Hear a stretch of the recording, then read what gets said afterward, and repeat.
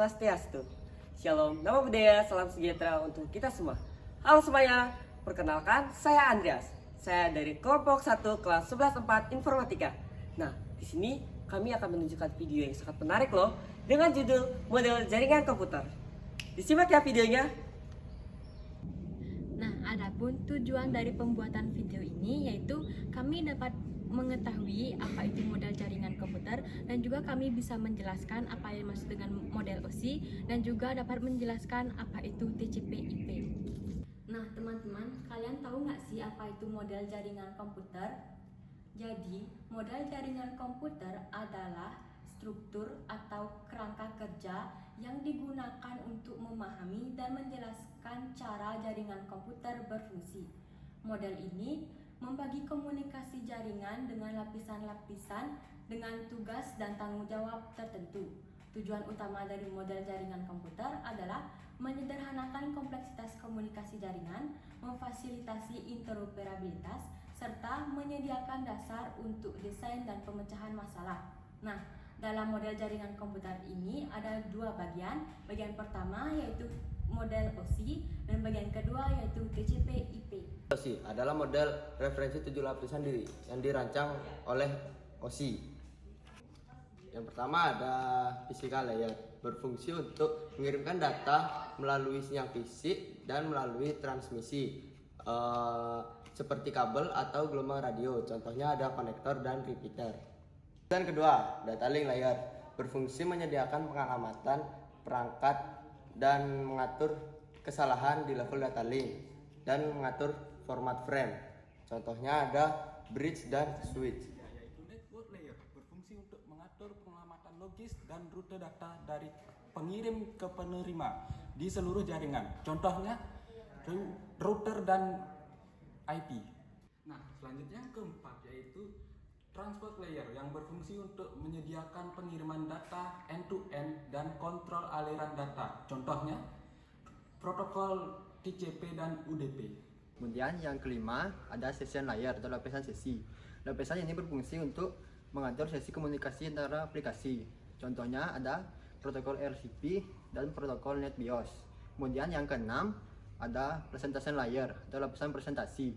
Lapisan ini berfungsi untuk mengatur representasi data dan konversi data antara data lainnya. Contohnya seperti JPG dan GIF. Hai Cynthia. Hai Andre. Kamu tahu nggak, akhir-akhir ini Pak Bagus lagi ngasih tugas nih. Kamu ingat nggak tugas apa yang diberikan? Tugas yang aku ingat dari Pak Bagus itu adalah lapisan terakhir dari OSI layer yang namanya application layer, yang dimana menyediakan antar muka pengguna dan layanan aplikasi untuk jaringan beroperasi. Contohnya itu ada HTTP, FTP, sama SMTP. Nah, adapun contoh penggunaan dari OSI layer itu yang pertama, aplikasi menerima informasi dari pengguna yang disebut email.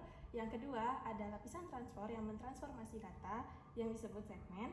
Yang ketiga, ada segmen yang ditransformasi menjadi paket data. Dan yang terakhir, paket data diubah menjadi frame data untuk lapisan data link.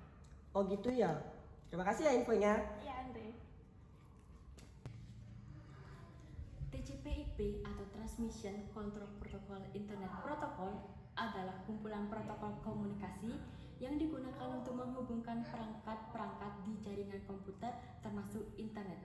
TCP/IP ini dikembangkan pada akhir tahun 1970-an oleh Vinchev dan Robert Ekan sebagai bagian dari proyek ARPANET, yakni cikal bakal dari internet.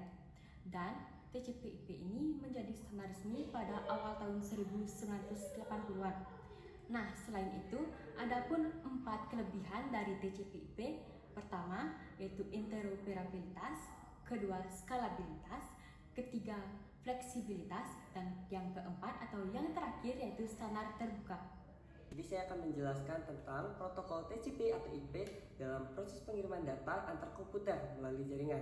Berikut poin-poin pentingnya. Yang pertama adalah pengiriman data, di mana data akan dibagi menjadi paket-paket kecil yang berisi lembar informasi, alamat tujuan, dan pengirim. Yang kedua adalah perjalanan paket, yang dimana paket akan dikirim dengan rute yang berbeda-beda sesuai tujuannya. Router sebagai penentu jalur tercepat. Yang ketiga adalah penerima paket, yang dimana jika paket sudah sampai, paket akan disusun dengan urutan yang benar.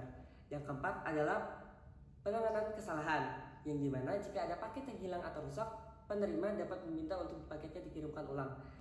Nah, kesimpulan dari model jaringan komputer, yang pertama kita mengetahui apa sih itu OSI layer, yang kedua kita mengetahui jenis-jenis OSI layer, yang ketiga kita mengetahui penggunaan pada OSI layer, dan yang terakhir kita mengetahui TCP/IP. Hai teman, kembali lagi nih bersama aku Andre di sini. Nah, gimana tadi videonya? Udah kalian tonton sampai habis kan? Nah, jangan lupa like, subscribe, dan komen sebanyak-banyaknya. Nah, karena kalian sudah menonton, saya mengucapkan terima kasih banyak ya. Nah, saya mengucapkan juga Om Santi Santi Om.